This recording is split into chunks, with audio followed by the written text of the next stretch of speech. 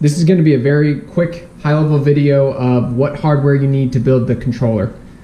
So first, you're going to need a 4x4 matrix keypad. Nothing fancy about this. This is a cheap one you can buy on Amazon. You can also buy nicer ones like I used on my controller, but the cheap one will work just fine.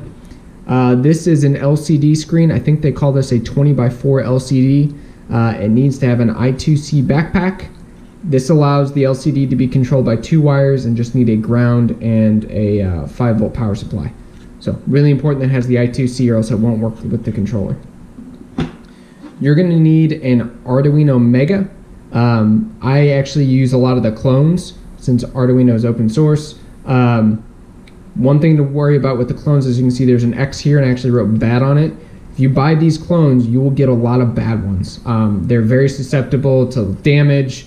They're not near as robust as real Arduino Megas. So if this is a controller that you plan to keep for a very long time, I would suggest you maybe go buy the real Arduino Megas. Now, if you're trying to do this on a budget, or if you're just trying to see if the concept's a good idea for you, the cheapo ones on Amazon will work.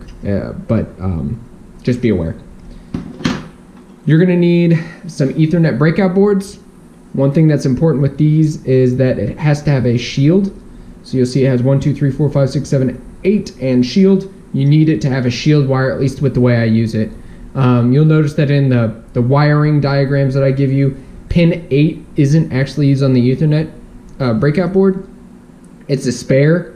I instead use the shield as the ground for the entire system.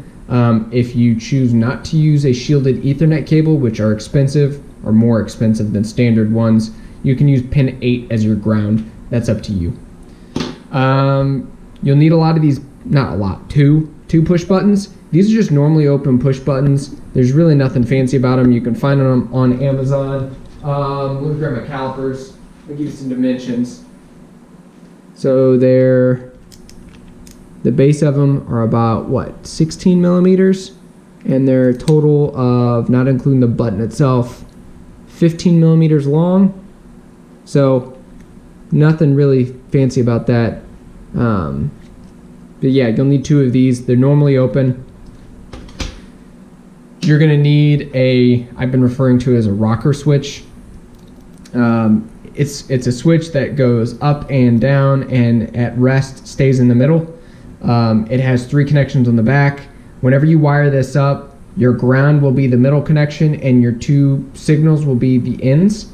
So it acts like 2 switches closing based on the direction of the handle, right? So that's what you'll need here. This is a small one. The diameter of the mounting shaft is about 6 millimeters. You're going to need 2 10 kilo ohm potentiometers. These things are very readily available. How these are wired up is you wire 5 volts to one side, you wire ground to the other, and then the middle is connected to the swiper of the potentiometer, and that changes its voltage based on the location of the knob. And whenever you buy these, you can also buy them so they have fancy caps too, so they look nice. You'll need 2 of these. You're going to need 3 LEDs. I buy this giant case. It was like $5 or something. It's pretty cheap.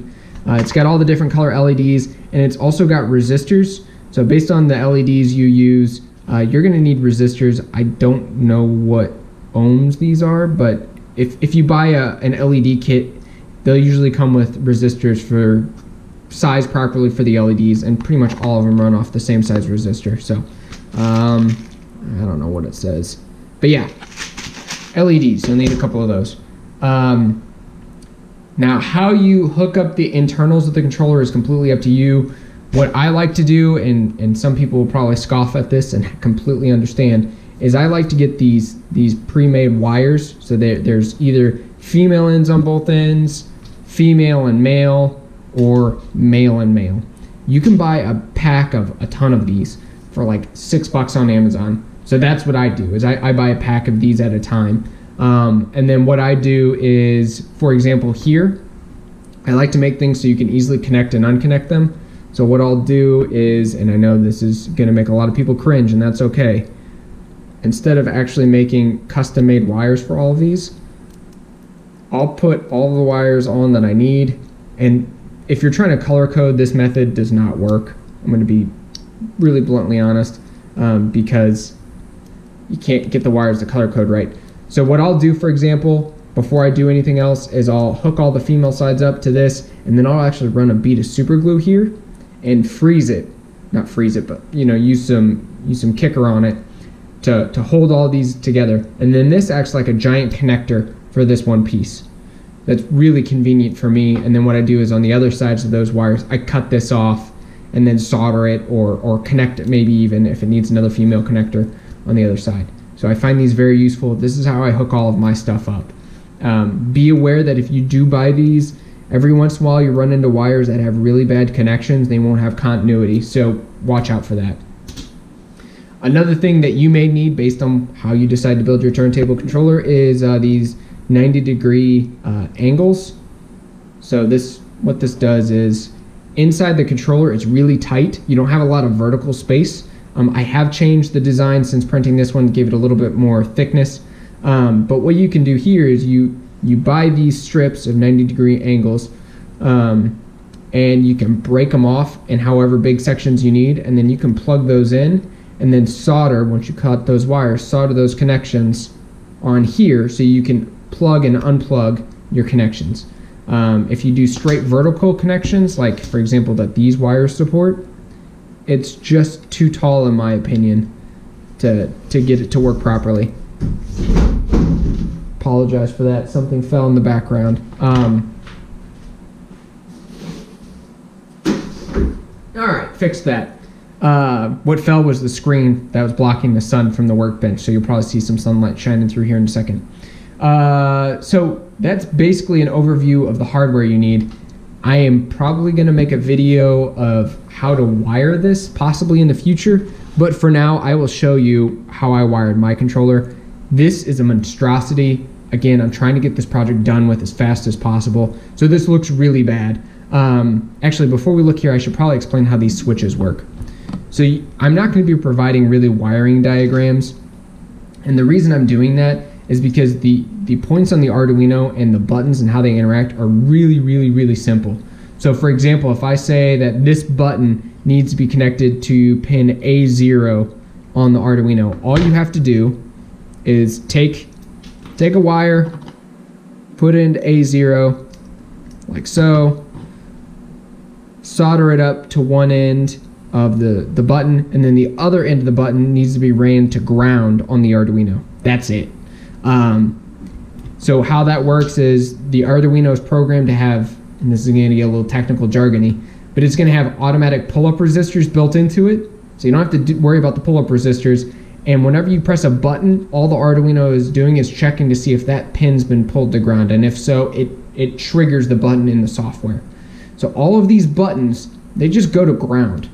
So all of this button, these just go to ground. Each side of this goes to, the middle actually here goes to ground, the other two sides, these go to the I/O points. So that's how the buttons work. It's really straightforward. I'm not going to get into it. One thing that I should also point out is that there is a limit to how many 5-volt and ground pins you need. So for example, each one of these, like I said before, needs a 5-volt connection, a ground connection, and then the middle is basically your signal to your Arduino. There is not enough 5-volt and ground connections on this board to connect a dedicated one to each button or knob. It's just not going to work. So what you're going to have to do is connect multiple buttons and knobs, grounds together, and 5 volts together for the LCD and maybe even the knobs. It's really straightforward, pretty easy to do, and then you can just tie all of those common points to a single ground or a single 5 volt. This is the controller I made. Again, it is a monstrosity. I am not proud of this. I'm just trying to get this project done. Now, it's really tight in here, but what you can see is, you see this bare wire right there? That bare wire connects the grounds together from the toggle switch, both buttons, both knobs, and the LCD all together. And then this red wire here, that connects the 5 volts from the LCD and both of these knobs together to a single point. So that's how you really save on I/O points. Also, you'll need to connect the resistor to the negative side of the LEDs. You can see that in there, and then you can share the same ground after that. Again, this isn't pretty, but as you can see here with those 90-degree connectors, you can unplug and plug in all of these points, and then you can actually take this controller completely apart into two pieces.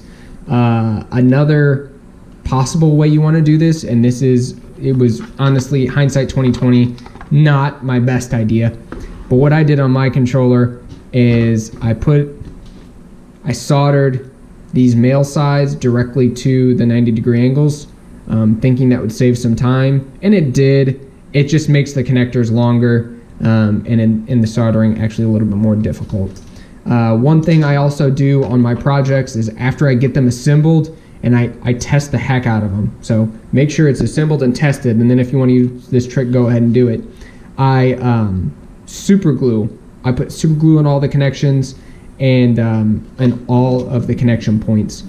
That helps insulate them, and it also acts as strain relief for the wires so they don't get pulled apart. Again, this could have been wired so much better, but I'm out of time, so I got to get this done.